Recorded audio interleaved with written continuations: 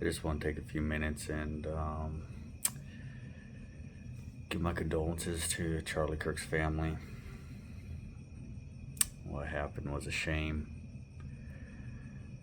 No thoughts and prayers are going to make that better, to be honest. Especially with it happening in front of his family, from what I heard. And it's pretty sick how the left is reacting to it all. But it's how they've always been. I do want to make it clear, I was actually not a big fan of Charlie Kirk politically. There were a lot of things I disagreed with, and on a political aspect, I wouldn't have agreed with him on certain things. There were things I did agree with him on, but there were things I absolutely did not. But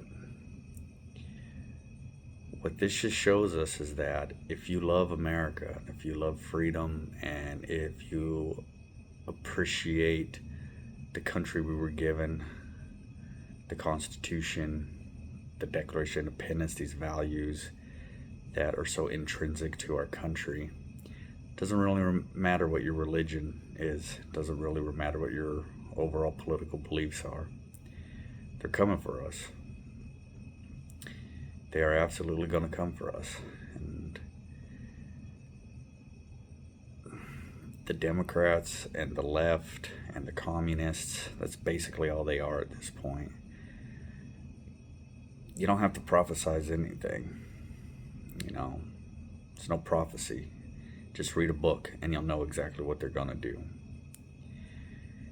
This is their MO. Now, was it actually some left-winger who lost their mind? Was it a government false flag operation? At this point, who knows? We're being gaslit so hard in this country that they essentially believe they can just do it in front of us now. And we'll just believe it. This goes back to the attempted Trump assassination. Everything about that smells wrong, looks wrong. But people still buy into it. There's just this random guy. And but those that are aware.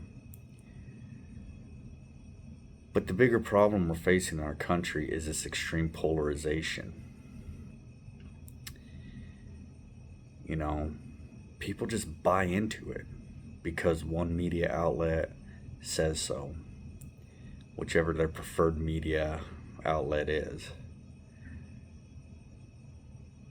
or because your chosen political party said so.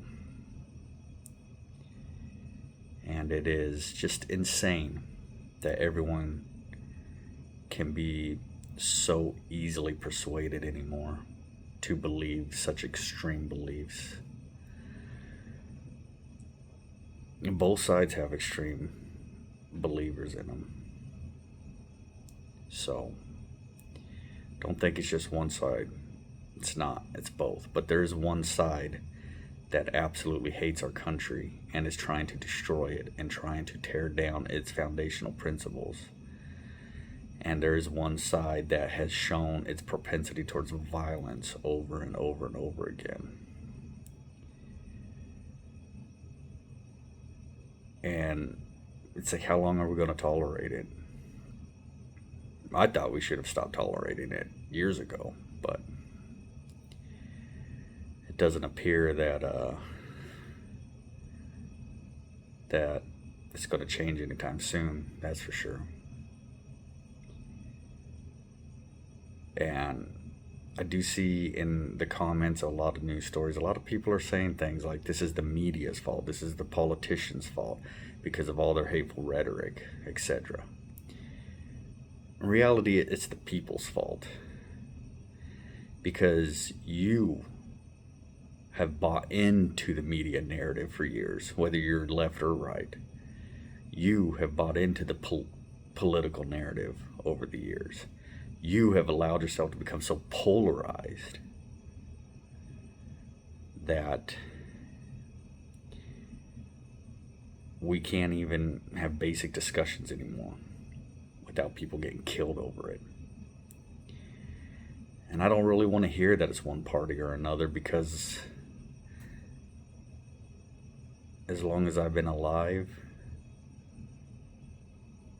Republicans have had power, Democrats have had power, and our country has just spiraled out of control the last 20, 30 years. And particularly the last 10 years, 15 years, it's gotten really bad.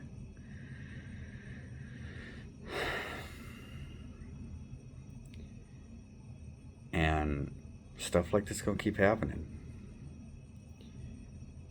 Because when you read the comments, both sides hate each other, and we can no longer coexist.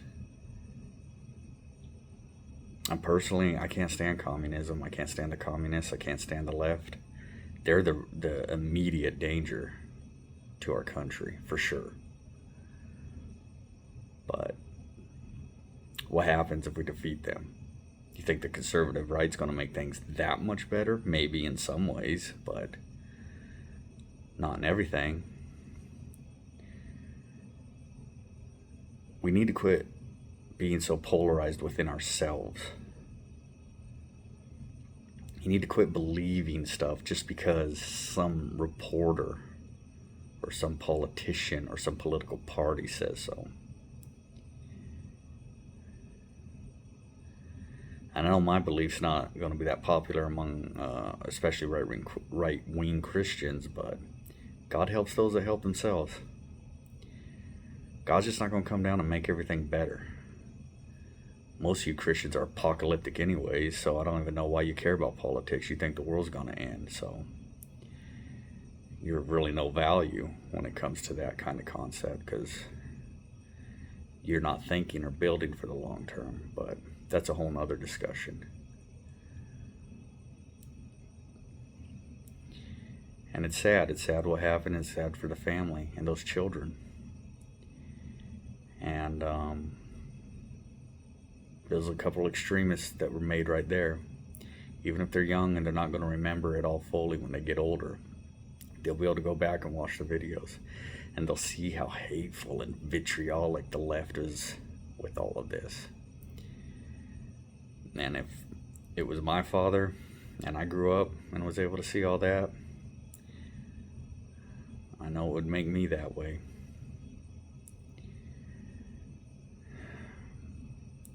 We're heading down a path that a lot of us don't want, but we're going to be forced into.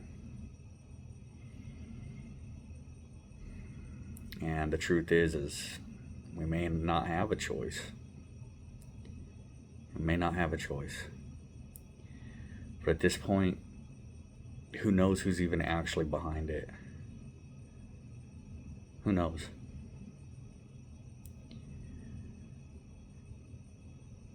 We're lied to about everything right in front of our faces. Literally everything.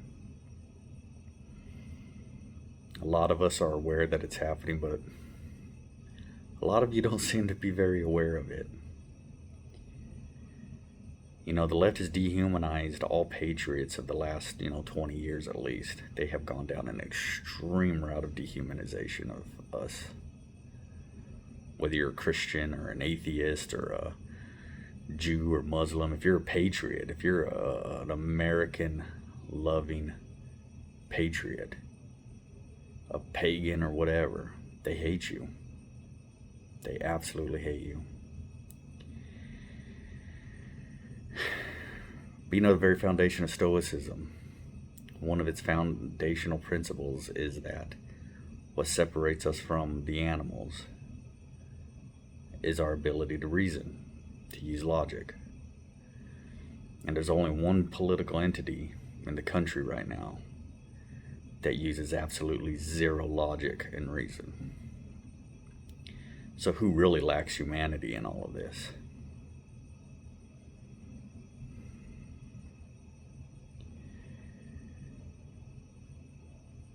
Time's going to tell what's going to happen. But this was a big domino that just fell. And like I said, I was not actually a Charlie Kirk fan. I think there were things he said that I absolutely disagreed with, 100%.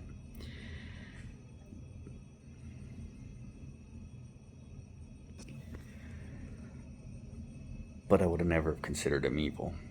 And I definitely would never have considered him anti-American.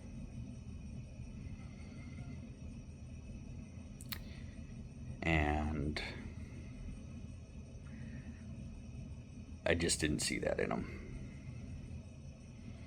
There were things that I think that he was just ignorant and arrogant on, but overall he did not show that he was this horrible person, like an actually bad person.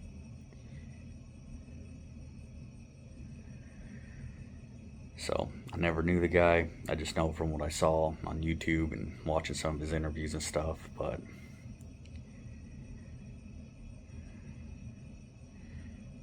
I think people just need to realize that we need to save ourselves. Quit looking for the divine out there. Look for the divine within. Start working on yourself. Depolarize. Just depolarize. Quit allowing this to affect you. Quit throwing yourself and inundating yourself into the politics and letting it control your lives. It makes you a miserable person. It makes you an absolutely miserable person. You can ignore it.